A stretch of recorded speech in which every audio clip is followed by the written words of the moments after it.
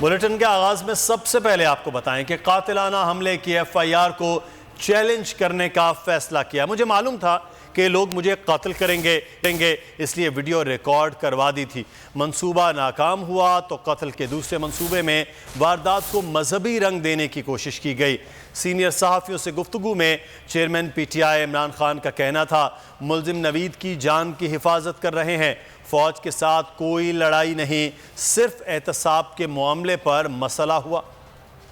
जिन लोगों को एफआईआर में नामजद करना चाहते हैं, अगर वो कसूरवार नहीं तो तफ्तीश से निकल जाएंगे। आईजी पंजाब की एफआईआर कबूल नहीं, ऐसा कहना था चेयरमैन पीटीआई इमरान खान का। सीनियर सहाफियों से गुफ्तगू में उनका कहना था कि पहले भी उनके कत्ल की साजिश तैयार की गई थी, इसलिए वीडियो रिकॉर्ड करवा दी। साजिश नाकाम हुई तो वजीराबाद या गुजरात में कत्ल का दूसरा मंसूबा बनाया गया, जिसे मजहबी रंग दिया गया। इमरान खान ने कहा कि पंजाब हुकूमत की मुल्जिम नवीद की हिफाजत करने की जिम्मेदारी लगा दी है। साद रिजवी ने खुद को बड़े अच्छे अंदाज से मुल्जिम नवीद से अलग कर लिया। इमरान खान ने कहा उनकी फौज के साथ कोई लड़ाई नहीं, सिर्फ एहतिसाब के मामले पर मसला हुआ। उन्होंने कहा कि कभी इत्तेहादी हुकूमत नहीं बननी चाहिए, वरना ब्लैकमेल होते रहेंगे। 2/3 अक्सरियत हो तो वजीर आजम मजबूत होता है।